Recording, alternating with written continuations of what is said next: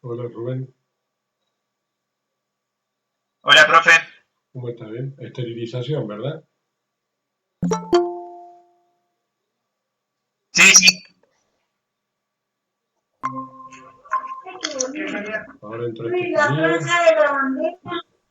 ¿Escuchás, Estefanía? Está así, mira, Vamos a poner un poco de luz. el mismo Sí, ancho. ancho, esto es Exacto. pieza. Sí. De la bandera argentina, sí.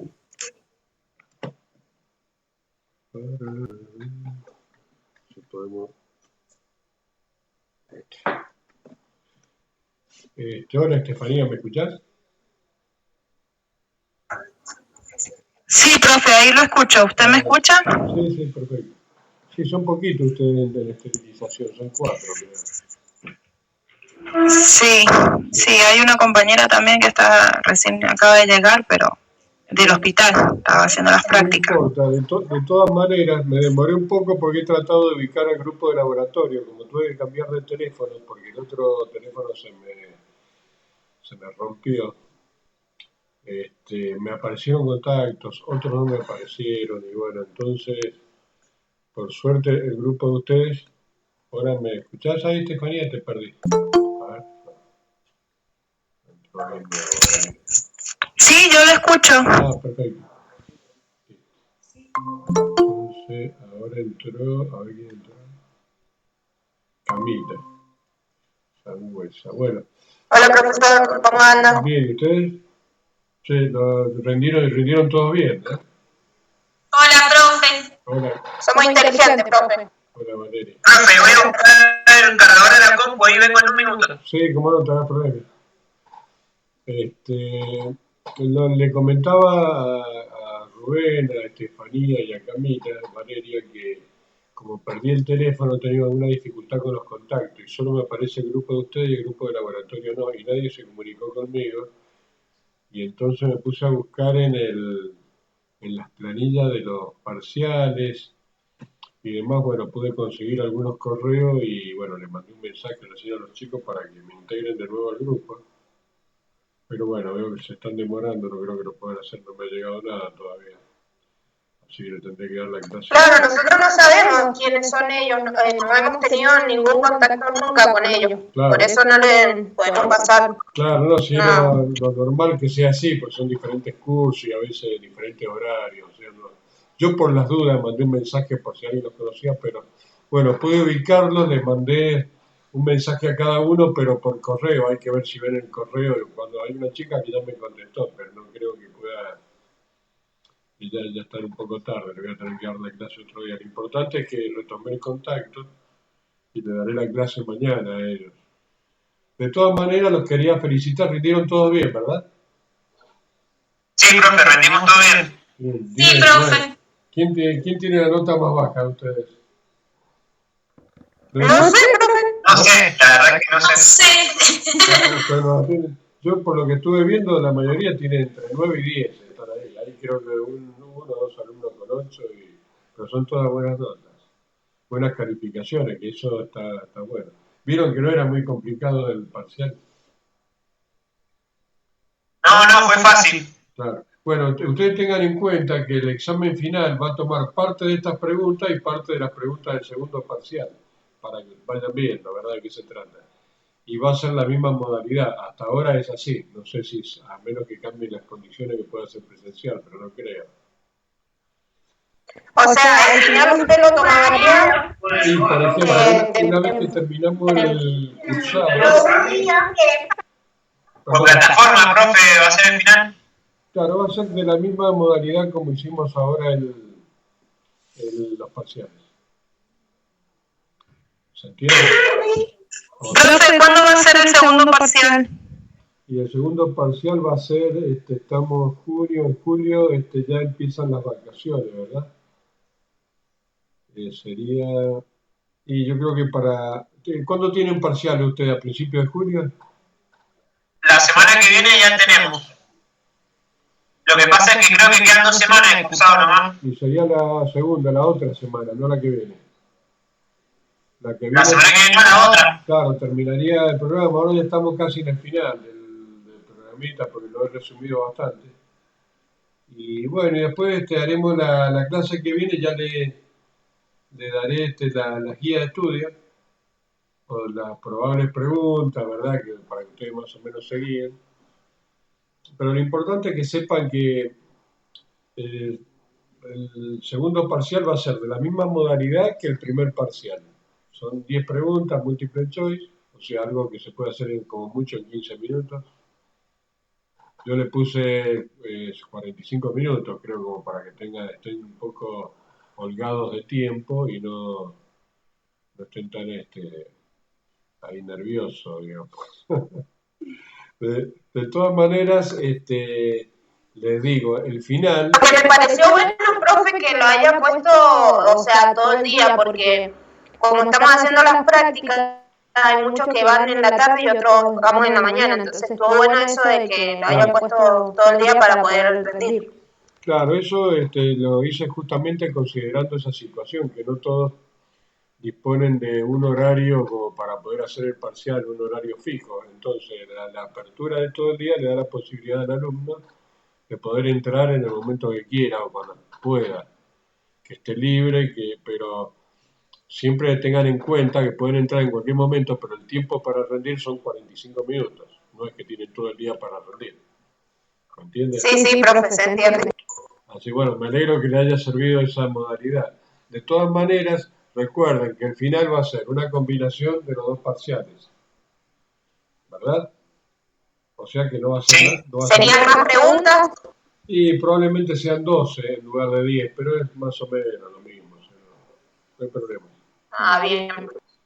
Lo que yo, me preguntaban, ¿cómo que el final cuándo se rinde? Bueno, una vez que terminamos el cursado y hayan aprobado los dos parciales, eso le da la posibilidad a inscribirse para las mesas.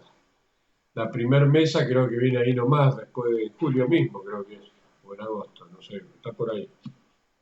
O en la primer mesa que tengan de la materia se inscriben directamente.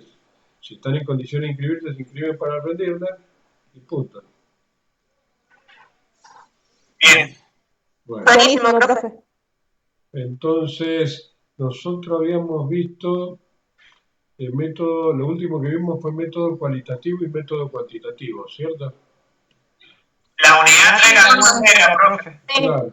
Ustedes tengan presente que yo por ahí trato de ser bastante expeditivo en las clases así a través del chat por si ustedes tienen alguna duda más que todo, porque todo el material yo ya se lo subí a la plataforma. Por ejemplo, hoy vamos a hablar algo de lógica. Eso va a ser uno de los temas, lógica, la lógica. Y yo más o menos voy a ir repasando lo que le envié para que ustedes me digan si tienen alguna duda. Y bueno, a ver, esperen, que lo tengo acá. Si tienen alguna duda me van diciendo y lo vamos repasando, ¿me entienden? Pero es el mismo material que yo ya les subí a la plataforma. Ustedes cuando ingresen a la unidad 4 se van a encontrar con estos títulos, que es lo que vamos a ver hoy. La lógica, Popper, Karl Popper, que es un epistemólogo, y Kuhn, Thomas Kuhn, que es otro. Son contemporáneos y más o menos hay preguntas de ellos en los parciales. Hasta ahí más o menos me escuchan bien, ¿cierto? Bueno, dice, Sí, profe. claro, Sí. ustedes cuando retomen los apuntes van a leer que respecto a lógica, que dice más o menos algo así, que en los capítulos anteriores se prestó especial atención al lenguaje. Algo de lenguaje vimos también, ¿cierto? El lenguaje como instrumento de comunicación, ¿verdad? O para comunicar razonamientos o sonidos. ¿Se acuerdan que vimos algo de Chomsky? Que eran Sí, profe. sonidos con o mejor dicho, significado con sonido, que él daba vuelta a la tesis de Darwin y de Humboldt. Bueno, eso está para leerlo. No van a haber preguntas respecto de eso, porque no es muy... es medio complicado. Pero bueno, lo importante es que sepan que el lenguaje es, y en el mundo científico es propiedad de ellos mismos, es decir, el científico que no comunica sus teorías o sus experimentos o sus avances científicos, realmente es un conocimiento que no le sirve a nadie porque no se da a conocer. El único conocimiento que sirve es aquel que se da a conocer y que es de utilidad para la comunidad o para la sociedad. ¿Cómo se comunica? A través del lenguaje. Y ese razonamiento debe ser lógico, ¿no? Un razonamiento que sea comprensible, que se pueda entender, ¿verdad? Que ate un razonamiento a otro con total fluidez y que se pueda comprender. Esa sería la importancia del lenguaje en la transmisión del conocimiento, pero no solo es importante el lenguaje, como él acababa de leer recién, que no es, el lenguaje no es el único instrumento, dice en el apunte, cuya presencia en la actividad científica es ineludible, o sea, es importante. También debemos ocuparnos de la lógica, pues esta disciplina trata acerca de ciertos medios a través de los cuales se puede propagar y articular el conocimiento, ¿verdad? Según Nagel, quien define al conocimiento científico como conocimiento sistemático y controlado, respecto al control ya lo hemos visto en la base empírica, cuando lo observable o lo experimentable es lo que permite comparar las creaciones científicas con la realidad, o al menos con el sector de la realidad accesible a la observación. Ustedes recuerdan, cuando vimos base empírica, tenía que ver con la observación directa y aquellas cosas que nosotros podíamos observar directamente se les llamaban objetos directos. Entonces, cuando nosotros vemos una transformación en forma directa de un elemento o de ya sea astronómico o cualquier otro o biológico o lo que sea, lo estamos viendo en forma directa, estamos hablando de una experiencia empírica. Entonces, acá dice, esta disciplina trata acerca de ciertos medios a través de los cuales puede propagarse y articularse el conocimiento. Define el conocimiento científico como conocimiento sistemático y controlado. Respecto al control, lo vimos en base empírica, por cuanto lo observable o lo experimentable es lo que permite comparar las creaciones científicas con la realidad, o al menos con el sector de la realidad accesible a la observación. Es de primera mano, lo que vemos de primera instancia, cuando se produce una transformación de un experimento, de algo que estamos realizando.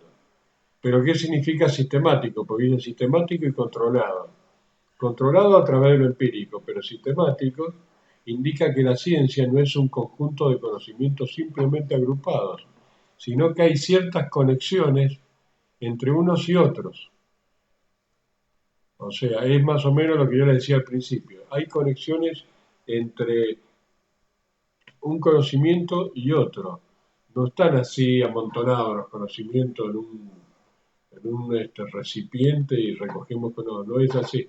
Hay, digamos, una conexión entre unos y otros, y esto es evidente cuando se advierte que una vez admitido algunos conocimientos como probados y aceptados, hay otros que parecen requerir una aceptación forzosa por cuanto se deducen de los anteriores.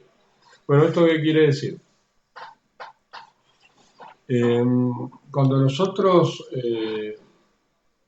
emitimos algún enunciado respecto a algún experimento, lo hacemos de manera tal que se pueda comprender, que nuestro interlocutor perciba o entienda lo que nosotros estamos diciendo. Por ejemplo, yo le puedo decir, a ver, vamos a hablar de algunas premisas. Por ejemplo, si se trata de un experimento en un laboratorio o en esterilización, que es la disciplina de ustedes, donde ustedes están haciendo algún procedimiento respecto a mantener higiénico algún instrumental o a esterilizarlo, en fin. Lo van a explicar de manera tal de que uno sepa de que en la autoclave se colocan los instrumentos que tienen que estar determinado tiempo y que van a salir prácticamente para ser utilizados en la operación o en el experimento que vayan a hacer. Ahora, si yo hablo de autoclave, pero en ningún momento, digamos, en ningún momento la relaciono con instrumental, ¿verdad? Le digo, en la autoclave yo le enciendo, pero el instrumental debe estar listo para poder ser utilizado. Entonces uno no entiende ahí bien de qué se trata, porque no hay una conexión lógica entre un procedimiento y el otro.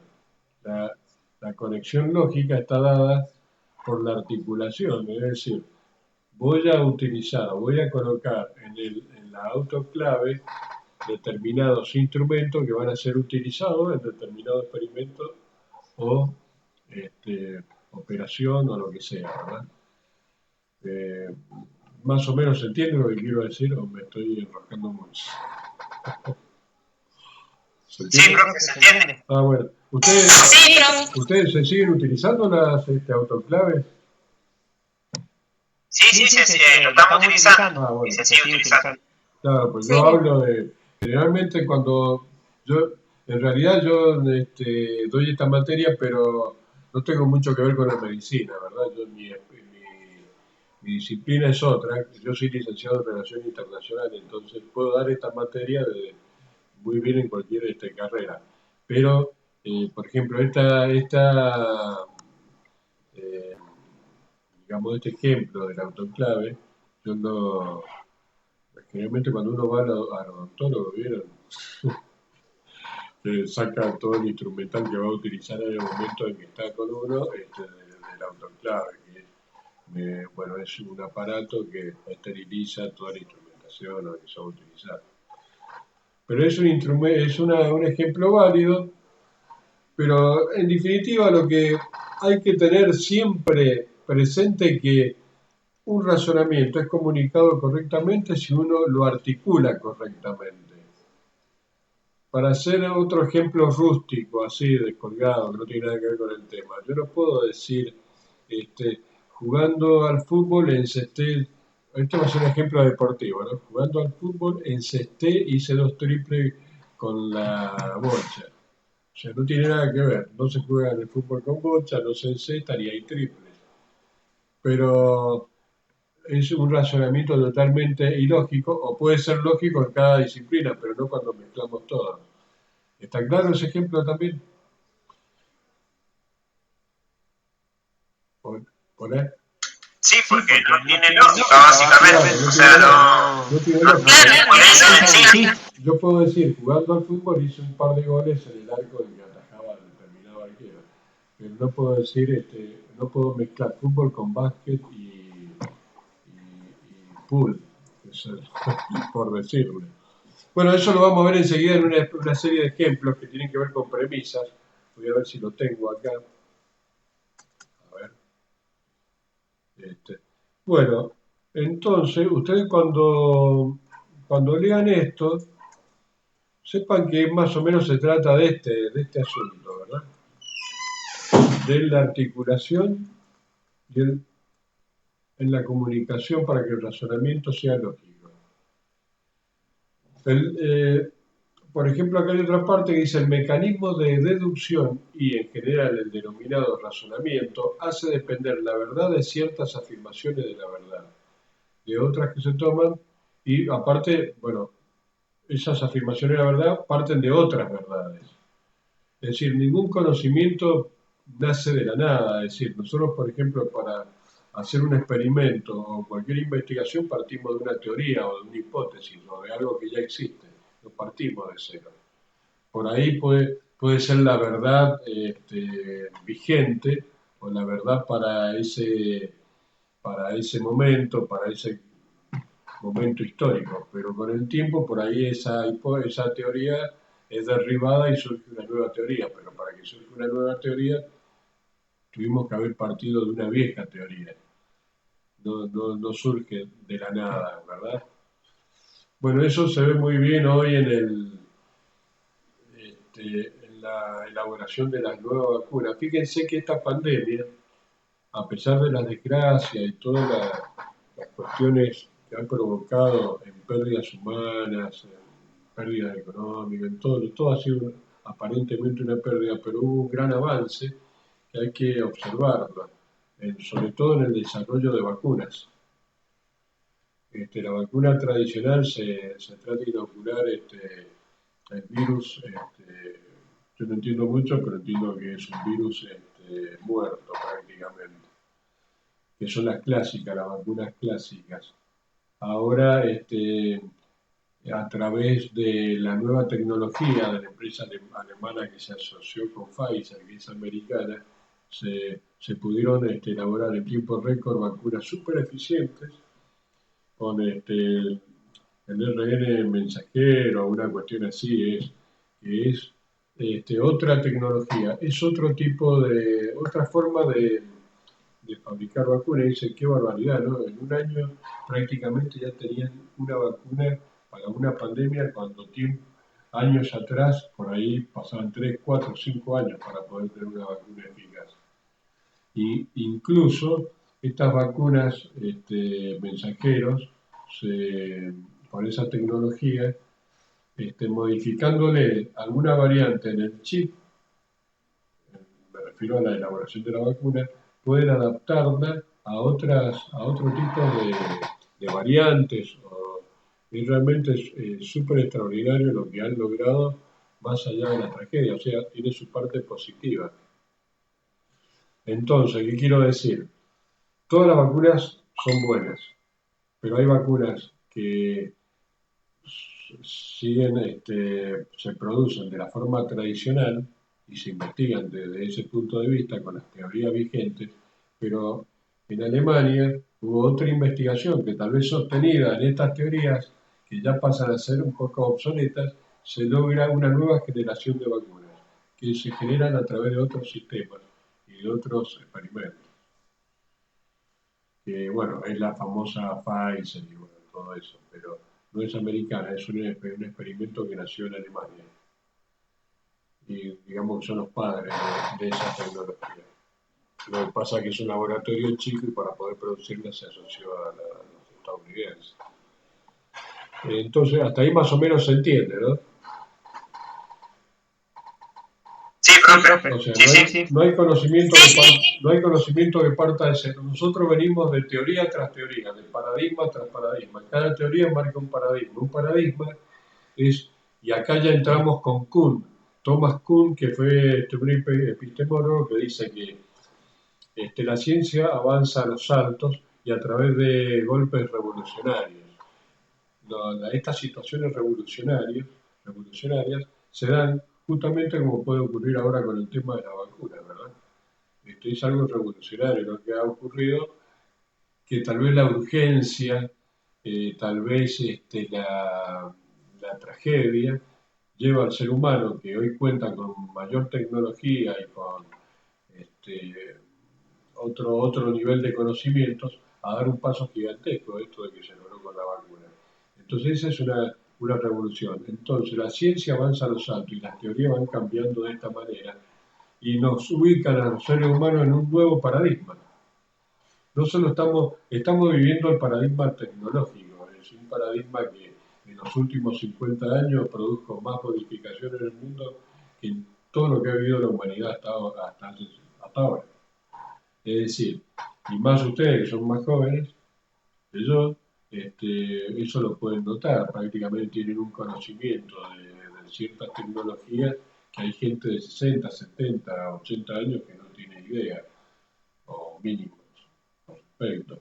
Entonces, estamos viviendo en el paradigma tecnológico informático. El tecnológico industrial ocurrió a mediados del siglo pasado, 1950, 1940, 1930 por ahí, a mediados de ese siglo, cuando, bueno, la ciencia o el paradigma se fundamentaba en todo lo tecnológico, pero que tenía que ver con lo electromecánico, lo electromagnético. Era visto desde hoy como muy rústico, pero la verdad es que no hace mucho, estamos hablando de 70 años o 80 años atrás, que pasa muy rápido eso. O sea, por eso hoy estamos viviendo en un paradigma prácticamente, el que yo le digo, tecnológico, informático, y no sé si no tiene otro nombre, para definir el momento actual que se está viviendo. Y esa transformación la estamos viviendo y por ahí no nos damos cuenta. Hay que darse cuenta de todas estas cuestiones que ocurren.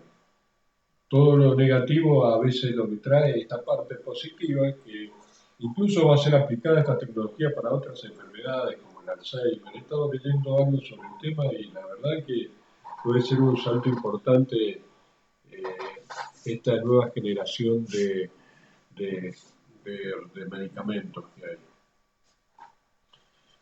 Bueno, entonces, a ver, si seguimos leyendo esto.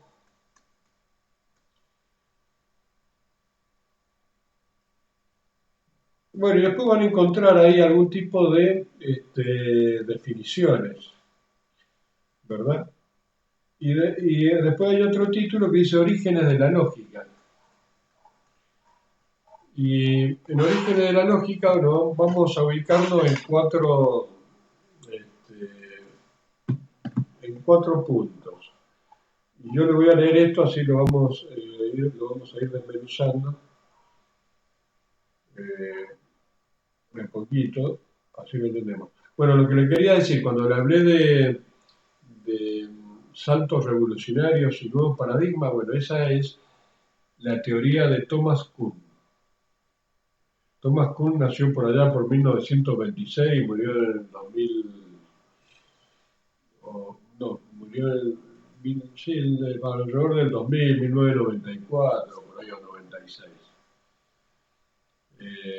Y más o menos ese es su fundamento, ¿verdad?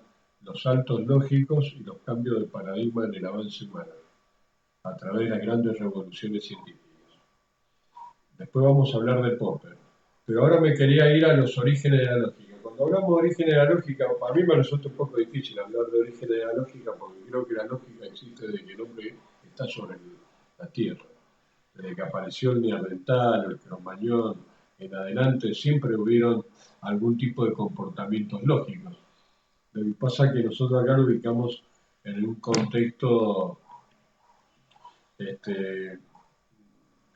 digamos, ya a partir del año 500 a.C. en adelante. Pero digamos que el cromañón para salir a cazar necesitaba de cierta lógica, ¿verdad? Era muy rudimentario, pero era una lógica. Tenía que emboscar a su presa, tenía que tener aunque sea una piedra en la mano. Esas son todas cuestiones lógicas y limitadas, pero lógicas. Entonces vamos a leer, acá dice origen de la lógica. Y dice así, aún antes de que Aristóteles, fíjense, ya nos fuimos al 350 a.C., aún antes de que Aristóteles analizara estos problemas y creara la disciplina que denominamos lógica, a la que él llamaba dialéctica, es decir, no se la llamaba lógica, sino dialéctica. Sin duda, los científicos, filósofos y pensadores de la época en general empleaban razonamiento y disponían de pericias para realizarlos. Todos lo hacemos, aunque no conozcamos mucho de lógica. Bueno, esto también es referido a lo que yo les explicaba recién. Pero cierto tipo de discurso parece haber favorecido la aparición de la lógica como disciplina. En primer lugar, el nacimiento de la matemática, muy en especial vinculado a la obra de Eudoxio y Teetos, en el siglo V a.C. Y si bien hubo grandes matemáticos, antes que ellos, por ejemplo, Tales o Pitágoras, la forma deductiva y sistemática, eso es demostrar las verdades como teoremas establecidos a partir de la aparición de ciertos principios.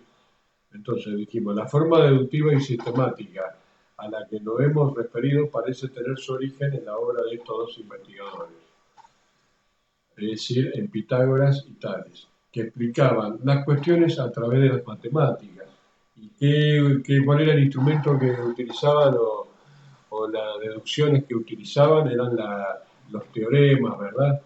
Esos eran sus instrumentos para demostrar ciertas cuestiones o ciertos razonamientos. Entonces, digamos que en el siglo V, a través del nacimiento de las matemáticas, y Tales y Pitágoras lo hacían demostrando verdades a través de teoremas. Bueno, ustedes vieron, hoy en día cada uno explica las cosas de acuerdo a su disciplina. En este caso, los matemáticos con los teoremas demostraban sus verdades. Pero hoy en día, cuando ustedes ven un noticiero o cualquier programa donde están explicando la pandemia, explican de las curvas de ascenso, descenso, tiempo, infecciones, tiempo y cantidad de muertos, hacen curva, ¿verdad? Entonces, los científicos actuales, los infectólogos, explican sus verdades a través de las curvas de desarrollo y toman en un eje de coordenadas tiempo y otra variable, o tiempo muerte, tiempo infección. ¿Me entienden lo que les quiero decir? Cada uno explica su verdad de acuerdo a su disciplina. ¿Se entiende por ahí? Sí. Bueno, entonces, dije que iba a dar 4 ejemplos. Los matemáticos a través de los teoremas explicaban sus verdades. Pero los griegos, que eran amantes de los jurídicos, desarrollaron un particular razonamiento, fundamentalmente en los pleitos y los problemas legales. Es decir, los griegos a través de las cuestiones legales explicaban sus verdades y sobre todo habían demasiados pleitos, igual que en la actualidad. Entonces empezaron o fundamentaban su verdad a través de cuestiones que tenían que ver con la legalidad. Y también estaban los griegos amantes estaban los vinculados a los sofistas. Los sofistas eran filósofos que florecieron en el siglo V a.C. y que pretendieron legitimar lo que en realidad es falso. Fíjense, ¿no? Qué contradicción. Legitimaban lo falso. Ustedes alguna vez habrán escuchado ese término, sos un sofista, o qué sé yo, o se rechaza determinada carta de argumento por falacia, improcedente, y qué sé yo. Bueno, todo eso tiene que ver con el razonamiento falso. Pero los sofistas, ¿qué era? Manejaban también este instrumento que los falsos lo hacían parecer verdad. Y que en realidad hoy en día podemos decir que muchos abogados en un montón de disciplinas, y eso lo vemos a simple vista, defienden lo indefendible. Por ahí se trata de un criminal de lo peor y resulta que termina siendo un ángel y le dan 3 días en suspenso. Por darle un ejemplo, chicos, bastante grosero, pero es la realidad. Ustedes lo habrán visto. Hay abogados que defienden lo indefendible y para defender lo indefendible utilizan este tipo de argumentos, el sofismo, que proviene de los sofistas de aquella época. O sea, no es nada nuevo, les digo. ¿Se entiende eso también? Sí, profe. Bueno, Sí. entonces hablamos de los matemáticos, de los griegos, ahora de los sofistas, que a través de las falacias justificaban los razonamientos defectuosos. Falacias. Y los sofistas, acá dice, aplicaban falacias en su discurso. El planteo sofista dio origen, o obligó a otros filósofos que se consideraban responsables a analizar sus argumentos y el modo de rebatirlos. Porque es difícil cuando uno está enfrente, tiene a alguien que uno sabe que está mintiendo, pero está tratando de hacerle creer a uno que es la verdad lo que está diciendo. Entonces, ¿cómo se interpela esa situación? ¿Cómo, digamos, refutamos lo que el otro no dice si los argumentos, aunque es falso lo que está diciendo, son buenos los argumentos? Entonces, el planteo del sofista y acá obligó a otro más responsable a analizar sus argumentos y el modo de rebatirlos, de lo cual surgió la necesidad de construir la distinción no conocida hasta entonces entre el razonamiento correcto y el incorrecto. Fíjense, llegaron a eso. Vamos a tener que distinguir qué es lo que es lo correcto y lo incorrecto, y los criterios para conocer uno y otro. Muy bien. Entonces, decimos que la influencia de los sofistas inauguró una tradición en cuanto al análisis del lenguaje. Fíjense qué importante es esto, a la necesidad de definición de los conceptos y de los procedimientos rigurosos del pensamiento. Claro, ¿por qué estamos hablando de todo esto? Porque en ciencia hay que tener mucho cuidado con este tipo de cosas, ¿verdad? Entonces hay un pensamiento que nos tiene que guiar, que se supone que debe ser el correcto, aunque no tengamos muchas pruebas para corroborarlo, pero sabemos que es por ahí, no es por este otro lado. Entonces decimos, la influencia de los sofistas inauguró una tradición en cuanto al análisis del lenguaje, a la necesidad de definir los conceptos y procedimientos, que estos sean lo más rigurosos posibles. Y después, entonces hablé de los matemáticos, de los griegos legalistas, de los sofistas, y ahora hay una cuarta motivación para el surgimiento de la lógica, que en aquella época sorprendente, pero importante, había una cuestión. Consistía en un encuentro en la plaza pública en Atenas de dos contentores que sostenían tesis opuestas. Pensemos que en esa época no existían radio, televisión, redes sociales, cine o diarios. El desafío despertaba un interés masivo. Fíjense, ¿no? Es como que se juntaban en la plaza y la gente empezaba a llegar a ver cómo discutían estos dos, cada uno sobre el mismo tema con posiciones diferentes. Y se juntaba mucha gente, era masivo, dice. Y los asistentes se volcaban a favor de uno u otro participante o contrincante. Lo que estaba en juego no era el amor a la verdad, ya que ni siquiera debatían tesis opuestas. Se trataba de quién era capaz de dar una suerte de jaque mate lógico al adversario. Fíjense qué importante que era, ¿no? Cómo todo ha ido cambiando, aparte, ¿no? Hasta ahí me van siguiendo, ¿no? Sí, profe. Ah, bueno. Sí, profe. Bueno. Tómenlo como un cuento, o sea, no sé si es aburrido, ya enseguida terminamos, pero es para que más o menos tengan una idea. No, es básicamente Claro. quien tenía la última palabra ganaba. Claro, es lo que ocurre, hoy también ocurre esto, ¿o no? Rubén, ¿cuántas veces ha discutido con un amigo de algunos temas más coloquiales, qué sé yo, y están discutiendo y capaz que es el mismo tema, pero a ver quién tiene razón, ¿verdad? Nada más que en aquella época, esto, me imagino, eran filósofos, discutían sobre temas inherentes a la existencia humana, que es algo muy importante. Entonces se juntaba gente, imagínense, tenían espectadores por doquier, era como estar en un evento masivo. Entonces acá para terminar esta parte de la lógica, dice, el propio Aristóteles tuvo que remitirse a esta tradición, pues en él escribió su primer libro, o en ese libro de lógica que se denominó Tópicos, ofrece reglas. En el Tópicos, él ofrece reglas para la discusión y señala los puntos en que se puede caer en falacias o abuso del lenguaje.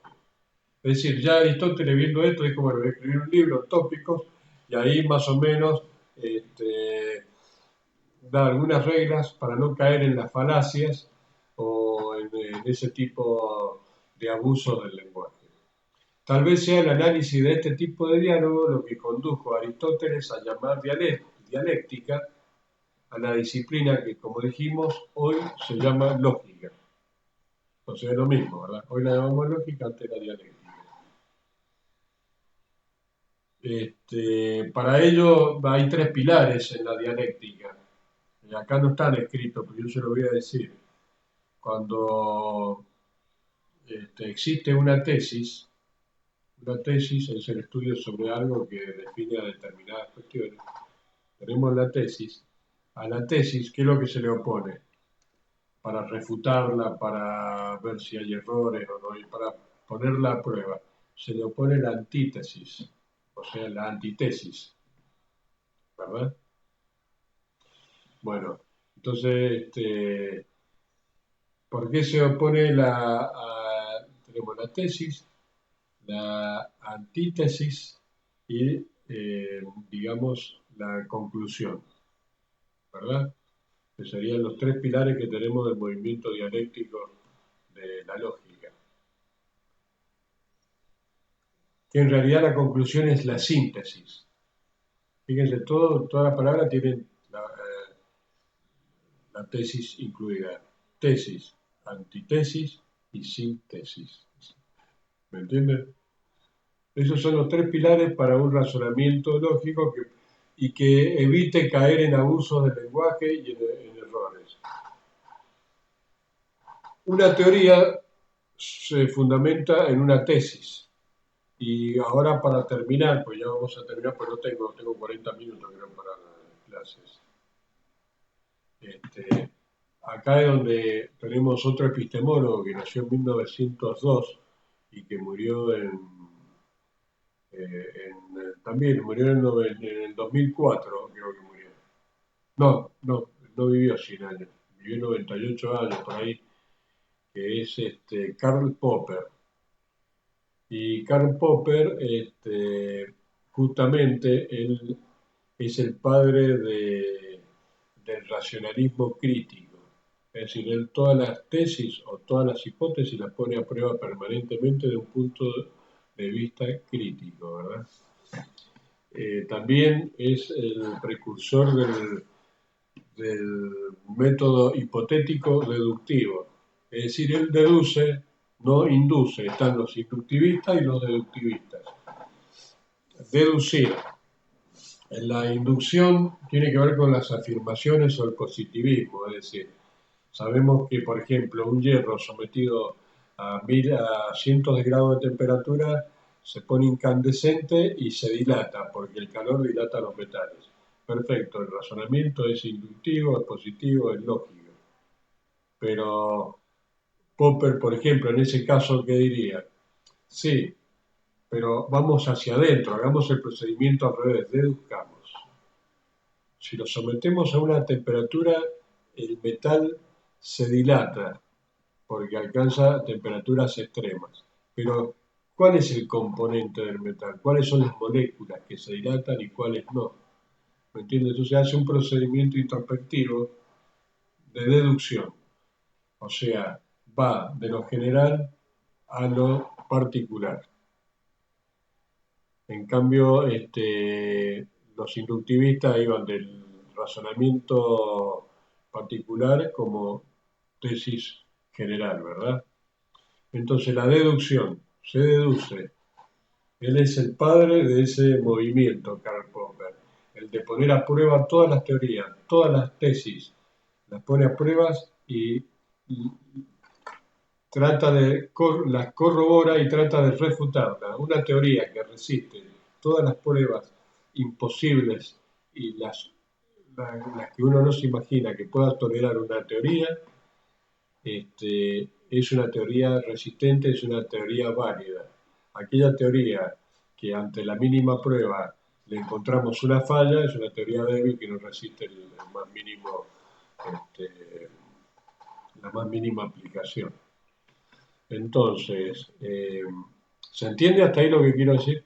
Esto lo van a leer ustedes, está todo resumido y con definiciones, pero más o menos quiero saber si se entiende lo que estoy comentando ahora. Sí, se va a entender. No se entiende. Perfecto, bueno, entonces Popper pone a prueba todas las teorías, trata de refutarlas.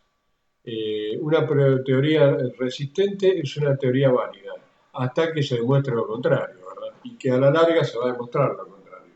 Hemos tenido teorías que cayeron en breve tiempo y hemos tenido teorías como la de Einstein, que ya lleva años y todavía cada vez más útil, por ejemplo. Se las pone a prueba permanentemente. Esa es la idea de Popper. Por eso él habla de racionalismo crítico. La cuestión hay que criticarla, y no solo en toda la ciencia. En la ciencia de la política, en la ciencia de la medicina, en las ciencias naturales, en las ciencias matemáticas, en todas las ciencias hay que, en la astronomía, fíjense, en la astronomía sí hemos tenido variantes. En alguna época se pensaba que la Tierra era el centro del universo, ¿verdad? Todo giraba alrededor de la Tierra. Y después, hasta que apareció Galileo y Copérnico con la invención del telescopio, pudieron darse cuenta y transmitirlo, aunque no con éxito al principio, ya que fue condenado, tuvo que... Bueno, eso es parte de otra historia. ¿Qué pasó? No, la Tierra no es el centro del universo, al contrario, el centro de nuestra galaxia es el Sol, y todos los planetas giran alrededor del Sol. Lo estamos moviendo, y en varios sentidos, en traslación y en rotación. O sea, nosotros porque estamos con gravedad y no lo sentimos, pero si nos pusiéramos a pensar en la velocidad que giramos y a la velocidad que nos movemos en el espacio, creo que más de uno se bajaría del avión. Así que, bueno, fíjense cómo cambian las teorías. Y por mucho tiempo, incluso esas teorías de Galileo fueron puestas a prueba, sobre todo fue una época de oscurantismo, ¿cómo se dice? La época medieval, donde todas estas cuestiones se ocultaban porque el centro del universo era Dios, en otras palabras. Entonces, ocurría esto, la Iglesia incluso los condenó. La Iglesia de ese momento, todo eso cambia. Fíjense que la Iglesia también cambió y hoy acepta todas estas transformaciones y estos avances que hay en el universo, ¿no? Pero bueno, ya nos fuimos un poquito del tema, pero lo que le quiero decir es que todas las teorías van cambiando. Les mencioné esa porque es algo que lo aprendemos en la escuela primaria y decimos, miércoles, cómo cambian las cosas. Imagínense todo lo que va a seguir cambiando. Hoy en día ya se habla de la masa oscura, de la física cuántica. Hay otras cuestiones que prácticamente no están probadas, pero se sabe que existen. Fíjense. Así que hay que ver cómo se han hecho experimentos en Suiza con el prototipo que estrellaron ¿cómo es que se llamaba el asunto Bueno, había un experimento muy interesante, el bosón de Higgs, que es llegar al origen del universo a través de un experimento y de un túnel que se hizo.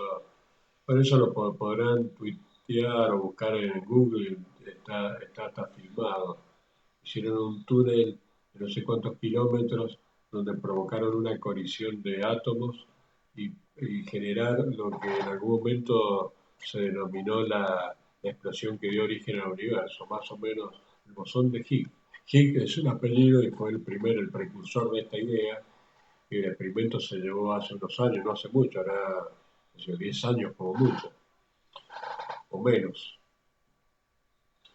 Bueno, entonces, miren chicos, hemos visto lógica, he repasado lo que les envié en la plataforma. Ustedes cuando lo lean, si tienen alguna duda, me mandan algún WhatsApp. Hemos visto algo de Kuhn, cuál era su idea principal, que de eso se trata en el examen cuando se haga la pregunta, y de Popper. Vayan leyendo y ya la semana que viene arrancamos con los últimos temas que son súper sencillos, que es una tesis, que es una monografía, esas cuestiones. Y esto sería todo por hoy. ¿Les parece? Bueno, profe, le hago una consulta. Sí. ¿La semana que viene vamos a cursar el martes o el jueves en este horario? No, el martes. Yo en realidad he tenido ese problema que la vez pasada traté de buscar a los cursos y no los encontraba y digo, ¿cómo hago? Y ya era tarde para comunicarme al instituto para que me dieran algún dato, todo bueno. Por suerte a ustedes los pude rescatar con el teléfono viejo, que es lo que se me rompió la bornera y el chip. Entonces tuve que cambiar de chip, cambiar de uno, tuve que hacer un lío ahí para poder. El único grupo que me ingresó fue el de ustedes, el de otros chicos no. Así que por eso lo fui postergando y bueno, ahora ya me pude comunicar con los demás. Si no hay problema, yo le avisaría antes, sería entonces ¿ustedes tienen alguna otra clase los martes después de estar conmigo? No. Porque yo tengo horario a las 19. Si usted quiere, lo hacemos a las 19:30, que para mí es mejor. Para mí. Bueno, profe, sí. Entonces, Sí, profe, esa hora está bien. bueno, Estefanía, está bien. Entonces lo hacemos así. 19:30 el martes que viene. Ahí yo le voy a hablar del último tema y le voy a dar algunas preguntas sobre el parcial, el segundo parcial. Buenísimo, profe. Y el parcial sería entonces el otro martes, a partir de hoy el tercer martes. O sea, el segundo martes, claro. Martes 6 El martes que sería. viene no, el próximo, para no confundir. Martes 6. Claro. Ahí sobre el calendario. Bueno, dale, Rubén. Bueno, chicos, les agradezco y ahora me voy a comunicar con otros pibes a ver si les puedo dar la clase más tarde o no sé. Ya veré. Bueno, gracias. Bueno, profe. Nos vemos. Saludos. Gracias, profe. Nos vemos. Chao. Bueno,